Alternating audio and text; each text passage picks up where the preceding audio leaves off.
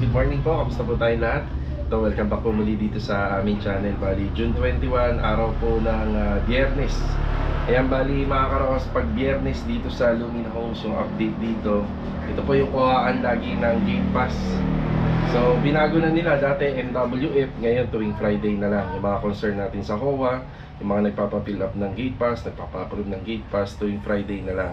Noong nakaraang Friday, sarado po yung office, kaya medyo naghahabol tayo sa materials ngayon. So yung update nga po pala dito sa phase 3, yung second project natin dyan na Angelina, 64 square meter. Okay na yung PVC roofing, nagawa na natin ang paraan, bali gate pass na lang. At ang issue, may panibago tayong issue doon. Kasi kapag ka masyadong mahaba yung PVC roofing, napakalaki ng charge sa lalamove. Pero pag mga 8 feet pababa lang, hindi naman ganun kalaki yung charge, mura lang. So syempre may concern tayo kay client dahil sagot niya po kasi dyan yung syempre may concern po tayo kay client, kaya kahit hanggat pa paano hihintayin na lang po natin na may kasabay dito sa around Cavite para yung delivery fee o yung delivery charge ay makasave po tayo para free na lang. Yun nga lang, kapag masyado na matagal, baka kagatin na lang po natin yung delivery charge. Ganun po talaga. So ito mga karaos, yung mga ilaw na dinala ko galing dito para sa project natin sa phase 6. Yan, ikakabit na po ngayon pa isa-isa. Kaya ito mga karaos, samahan niyo po muli kami ngayong araw po ng Biyernes. And check natin yung mga binili po natin na ilaw sa mga online. Tingnan natin kung ano po yung mga itsura. Let's go! Tara! Yan, dito tayo sa phase 3. Kuya Boy, good morning po. Morning, boss. Yan, tapos na si Kuya Boy dito. Ayan, bali okay na po lahat para sa pailaw. Ayan, naka-junction kada isang pin light. Tapos yung additional po na aircon tuloy, additional na saksakan ng aircon. Ayan, meron na tayo dito. Meron lang akong konting babaguhin dito kasi yung sa breaker nila 20 amperes. Ayan, kaya babaguhin po natin to. Yan, bali yung linya na yan. Yan, para sa aircon na dito na po gumapang yan sa taas. Tapos bumaba yan papunta rito sa breaker. Yan, check natin. Yan, pwede na ipagpatuloy dito yung yung parang pinaka-insulation natin. Tapos division, then PVC panel. Tapos tiling.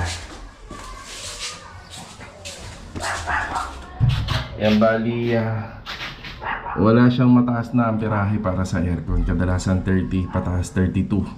So ito, meron kaming tatlo kasi yung C20 rito eh, yung para sa mga saksakan. Bali yung isa dito, kukunin namin at papalitan namin ng para po sa aircon. Yung para standard po siya. Okay, dito tayo sa phase 3. Check din natin yung mga nagawa dito kahapon. May nag-overtime din po rito kahapon si Bilog at saka si Adonis. Ayan, dito naman tayo sa phase 3. Ito yung second project namin. So yung tinutukoy ko sa intro dito yung PVC roofing. Ayan, Friday ngayon, suyo ko uli kay Mrs. yung ating gate pass para dito. Yung bakal na gagamitin dito, yung para sa gate. Ayan, at saka yung sa insulation dito. Yan, papasuyo natin lahat. Sana ma-aprobahan niya yung araw. Ito na yung mga nagagawa rito. Ayan, bali meron siyang style cove ceiling pero wala siyang strip light pagdating dito. Kaya hindi na po kami maglalagay. Ayan, may kisame na rin dito. Ayan, yung exhaust fan. Ayan, si Bilog, good morning. Bilog, good morning. Good morning. Si Adonis, good morning. Good morning. Ayan, mga nagagawa rito. Kaya para sa cove ceiling. Ayan, maglilinis muna sila rito. Marumi. Ayan, mga materials natin, nakabang lang. Inahabol nila tong kisame para yung mga tile setter natin makapagtrabaho dito. Kasi pagka natapos na yung kisame, yan na yung kasunod. Okay, dito tayo sa phase 5. Ay, mga kasama natin. Ricky, good morning. Good morning. Si Chichi. Chi, good morning, Chi. Yan, bali. Yan, dyan. 200, ano mo na lang, Rick? Para 210 mo. Sige, dito adjust ka pa papunta rito. Yan, 210 mo na lang. Ayan, bali, nagbibigay tayo ng konting instruction dito. Ayan, bali, ang gate niya nandito, napagkasunduan namin ni client. Medyo sa tapat po ng main door.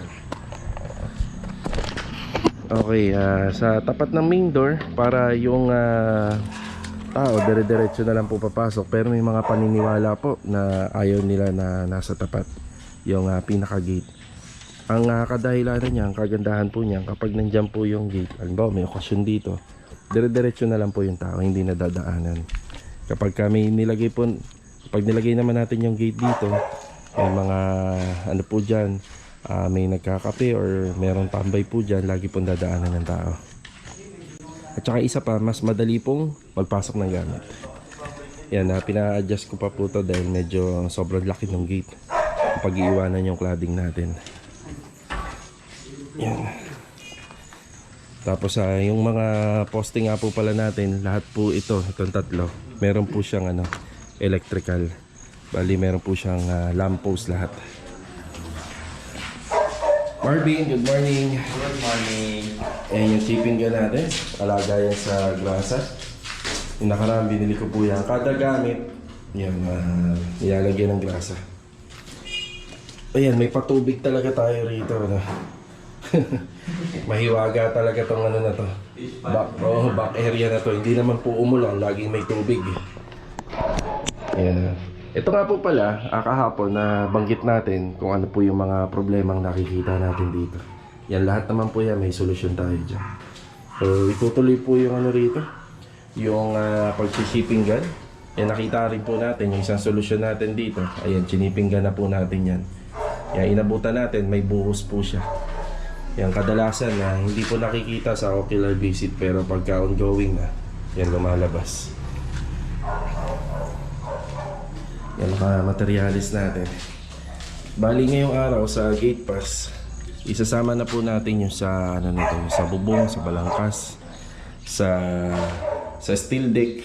Yan, sasama po natin para mapapil upan po ni Mrs. mapaprobahan. Opya. Yan, tuloy-tuloy lang naman po yung trabaho rito. Bali mamaya CHB laying na sila dyan. Tapos sa likod mag-aasinta rin po sila ng hollow blocks. Puting pala muna, puting. Tapos tuloy lang yung pag-assemble ng ating mga rebars tsaka ng poste. I-adjust lang nila yung poste sa gitna. Okay, dito naman tayo sa phase 4. Yan, nag-provide tayo ng panghasa ng tiles. Kuya Richard, good morning po. Good morning. Yan na. Yan, bali tinutuloy lang ni Kuya Richard to. Kapag natapos ni Kuya Richard lahat yan, pwede na po sa finishing carpentry. Kuya, may tubig ka naman Sige ha. Yan, sa phase 6 tayo. Dito na po tayo sa phase 6. Bali kahapon nga po pala wala nag-overtime dito. Yan, nagpahinga muna sila. Ito yung ating mga half by 2 na mga liston or barateha, tapos kornisa. Yan, bali pinipinturahan na nila po rito para pagka pinabit doon, retouch na lang. Yan, pwede rin po yung ganyan. Pero common na ginagawa namin, kinakabit na po kagad namin. Tapos dyan na po pinipinturahan namin.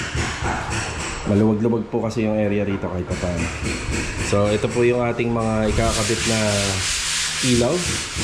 Yan, para dito sa living space, dining, kitchen, mga kwarto. Yan. Okay, Dindo, good morning po. Good morning. Si Louie, good morning Louie. Good morning. Yan. Wow, puti-puti na ng bahay.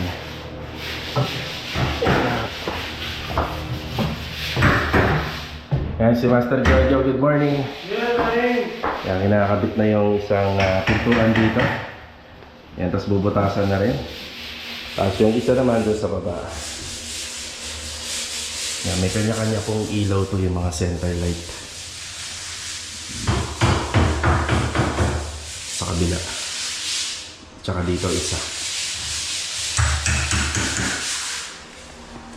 Yan, bubuksan lang po muna natin na i-unbox natin yung ilaw. Tapos ilalagay po natin sa bawat area para alam na nila kung saan, kung para saan yung mga ilaw.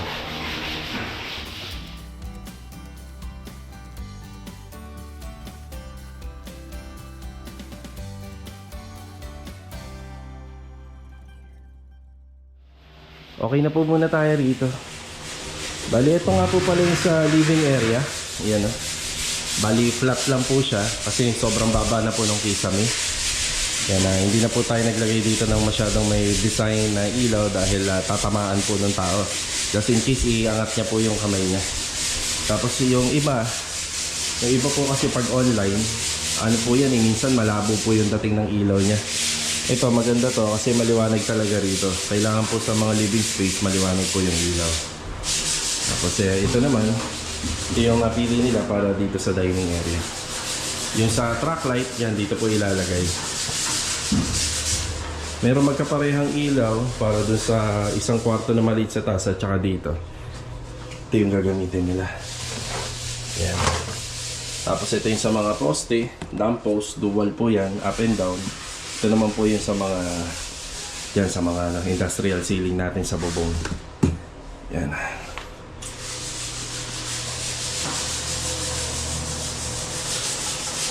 Yan, pipintura na si Louie rito. Happy. Louie. Yan. Tapos sa living space, may design to. Living space, living room. Hindi ito. May master's bedroom. Parang kagaya nito yung sa bodega. Yan, meron po siyang design. Yan dyan sa gitna. Yan, okay lang kasi may kama naman po dito. Tapos ito naman po yung sa second room. Yun yung mga ilaw galing online. Yeah, after lang po nito, yun naman po yung asikasuhin ni Master Jojo sa mga kisame. Tapos ito naman po, isa pendant light. Bali yung abang namin dito, isahan lang eh. Pero baka kung kayang tatluhan, ilalagay namin yung gusto napili nila na ilaw rito. Kaya medyo i-adjust na lang namin para hindi po tatamaan ng tao pag tuwing bababa tsaka aakyat.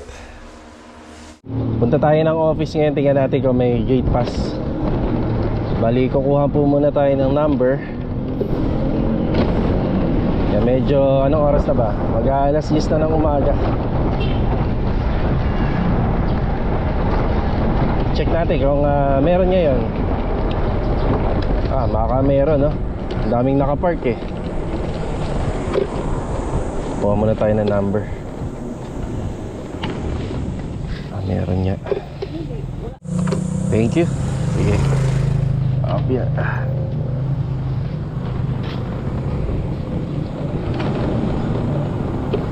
Galing muna tayo dito sa bahay. Yan, nag-fill up na tayo ng mga gate pass dito sa mga ongoing project natin. Tapos si Mrs. siya na po yung maghahatid dun sa office. Yan, bukas po yung opisina ngayon. Kaya itong paparating na linggo, magiging busy na tayo ulit sa mga ongoing project natin. So ito, dala natin tong owner. Meron lang tayong hahakutin na mga pamorma, coconut lumber na dati na natin ginamit. Then dadali natin doon sa bagong project natin. Tara. Yan, sa phase 5 na po tayo. Tapos si Mrs. dumiretso na po sa sa office. Yan, bali mga limang unit po yung pinapa-approve niya sa gate pass, kasama po dito. Ang kasama na yung balangkas dito sa gagawin natin, yung steel deck, additional na semento, buhangin. Yan. Okay, dito na tayo. Yan, maraming salamat kay Bilog at saka kay Adonis. Yan, tinulungan nila tayo kanina rito. Marami po ito. Ayan o, mga pamorma. Mga kahoy po to, galing po dun sa phase 3. Eto na, ang sagot sa inyong mga problema. O, tulong-tulong tayo. Ilan kayo dyan? Napakadami nito. Wala na kukulangin. Wala nang kukulangin dito. Tuluyan na bang binigay? Binili natin kay sir. Pamirienda lang daw, okay na. Ayan na. Kasi ito pong mga kahoy na to wala na pong masyadong gagamitin po dun. Mabubulok po to dun sa ulan. Actually, onti lang naman ang kailangan natin, pero kinuha na natin lahat. Kaya binigay na po ng mura ni sir niya. Maraming salamat. Harap na magandang pwesto. Ayan, okay na po. Maraming salamat doon sa mga kasama natin. Yan, naibaba na maayos. So yung mga kahoy na yan, magagamit na po yan doon sa sa pamorma sa slab. Hindi naman ganun kalaki. Tapos yung dito rin sa poste. Yung iba, reject na. Yung mga matitigas na lang yung mga gamit natin. Bali, dinala na lang po natin dito lahat kasi para matanggal din po yung kalat doon. Yun din yung purpose natin, ma-pull out natin. So, pipilian na lang. Tapos yung iba, yung makikita nyo medyo kulay kahoy pa, medyo orange. Yan magagamit. Pero yung nakikita nyo medyo maitim na, yung bulok na rin. Gawa ng nababad na sa tubig ulan. Tsaka naaarawan. Magaan na po siya. Hindi na siya pwedeng ipang bracing. So, itutuloy lang po muna nila yung mga gawain dito. Ano, Rick? Yan, bali papasabuyan po natin yan ng termite solution yung ating puting bago sila magbuhos. Yan, bumalik pala tayo rito para doon. Tara.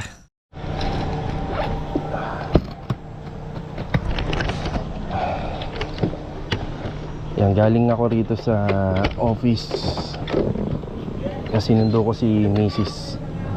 Kasi lunch break na. Pero wala pa rin po yung mag-a-approve, hindi pa dumarating. Tapos marami ng tao sa loob. Bali, ang diskarte naman namin, as long as meron kaming hinahawakan na number stub, pwede naman kami bumalik kahit tanghali, kagaya ng mga ginagawa ko noon. May nabasa nga ako sa comment, bakit pa daw sinasama yung mga ginagawa natin, yung pagbili na materialis, samantalang mas gusto daw nila makita yung improvement. Hindi po ganun yun. Mas maniwala po tayo sa proseso kaysa dun sa final na nakikita kagad natin sa video. Yan, lahat po yan isa reality vlog yung ginagawa namin dito para nakikita din po na nagpapagawa kung ano-ano yung mga hakbang na ginagawa namin. Yan si Mrs. Naka e-bike na pink. So babalik na lang kami para maaprobahan kasi yung mga sinulat ko sa gate pass kailangan makapasok yun ngayong linggo. Yan, late yata yung PM namin dito. Anong oras na, tanghali na. Shout out. Tara.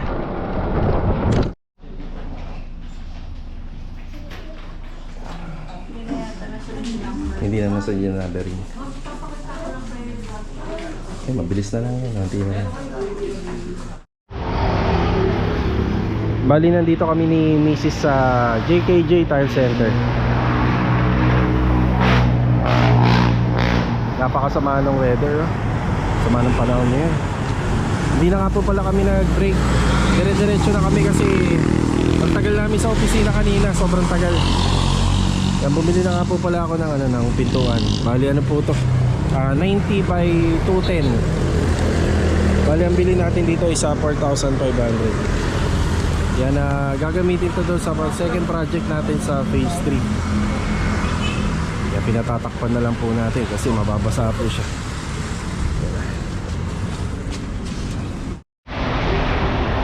Dito na tayo sa hardware. Siyempre papartneran natin ng solid door yan. Solid door, yung solid hamba. Nabili na nga pala natin yung solid door. Yun nga lang, umuulan. Pero yan naman yung kagandahan sa solid wood materials. Okay lang po siya mabasa. Huwag lang pong mabababad at saka huwag lang pong maaarawan ng magdamag.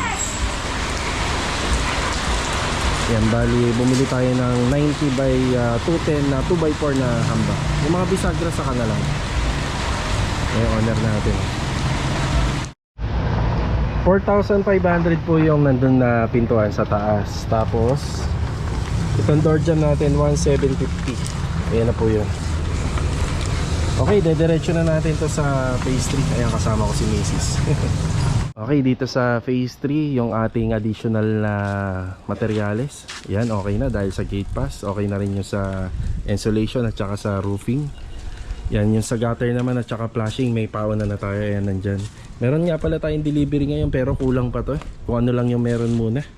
Square bar, 2x3, 2x2 para dito sa gate. Tsaka yung sa handrail dun sa pag-akit sa second floor. Yung binili natin na pinto, ito nandito na.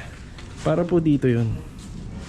Yan kasi yung gusto ata ni ma'am may sa smart lock. May smart lock yata yung gusto niyang ipakabit dito. Kaya kailangan natin ng panibagong pinto. Ayun yung pintuan. So sa pinto okay naman po na mabasa yan. Solid naman po. Solid door. Tapos 2x ano lang to, 2x4. Yan na, binili na natin, pero kahit hindi ko pa nakakausap yung gagawa nito, pwede naman natin ito palitan kung sakaling mali yung sukat. Ito na yung nagagawa nila rito. Home ceiling, may taklob na. Hardiplex board yung pinantaklob natin dyan. Tapos ito na lang yung susunod. Ito talaga parang kalamay lang yung ano niya, yung design niya, kasi kurbada. Pero yung pinaka loob niya is kwalado po yan. Sama na naman ng panahon. I-update tayo sa iba. Tara. Tapos dito mga karos, yung project natin sa phase 4. Ayan na, ikabit na yung tiles. Yung unti-unti nang nabubuhay yung kulay niya sa harapan. Actually kapag natapos pa yan, mas lalong gaganda. Yung loob nga po pala, yan bukas pa umpisahan na po natin yung toilet and bathroom sa loob. Yan, update na tayo rito sa project natin sa phase 6. I'll check natin yung mga ilaw na ipinakabit natin kaninang umaga. Okay, dito na po tayo sa phase 6. Ayan, double check mo natin yung mga ilaw na ipinakabit po natin simula kaninang umaga. Ay, hindi pa siya totally kompleto. Bali ito, bibilang pa po natin ng mga ano po yan, ng mga bulb light. Tapos yung ibang part ng unit dito sa loob ng interior, tsaka rito sa exterior wala pa to. Ayan na. Ayan, bali sa improvement, pumunta rito si Master Batang kanina. Ayan. Ayan, may salamin na po to. Ayan, may salamin na. Ayan, si Kuya Lindo, nagmamasilya na dyan. Tapos yung design nyo ng ilaw na binili namin para po dito. Meron ba to? Ayun. Ganito po siya. Yan. Sa online. Online po natin yan nabili. Ayan. Yan, para maiba naman. Kasi kadalasan, puro drop light. Yan, may pagka-aesthetic po yung design niya. Napakaliwanag na po rito. Ayan sa living area. Wow, ang liwanag. Dito ba yan? Ayan, pin light natin. Bali, tricolor si pin light. Ito, tricolor din po ito. Yan.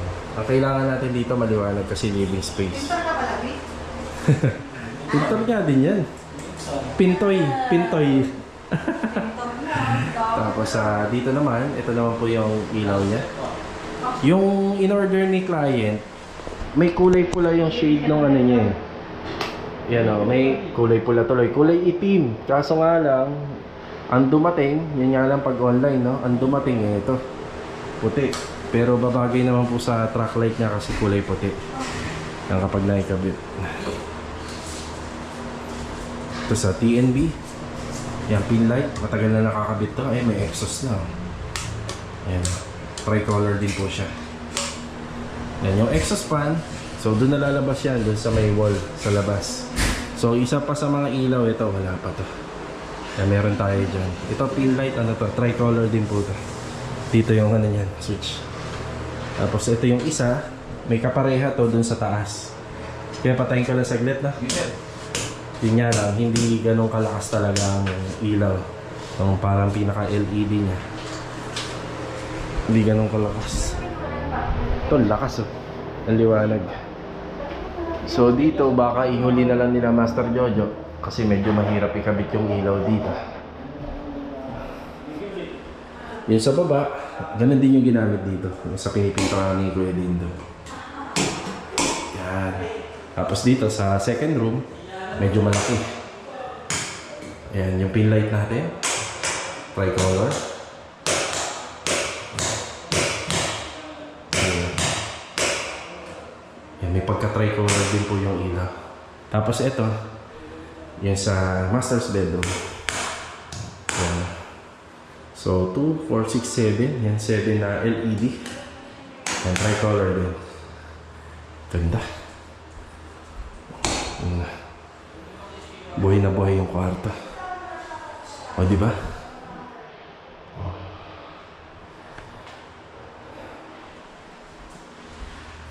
Bali, yan po yung mga update sa mga nagawa po natin dito sa project natin sa phase 6. Ayan po yung mga pailaw niya. Sana nabigyan po namin kayo ng idea and design. Ayan na. para sa mga ilaw. So ito wala pa, abangan na lang po natin yan. So lalong gaganda to kapag napinturahan tong hampa, pinto, pati yung mga closet. So hanggang dito na lang po muna yung ating vlog mga karos. Kita-kita na lang po ulit for the next video. Yan, paki-like at saka syempre paki-share ng video. So paano? Paalam po muna and God bless.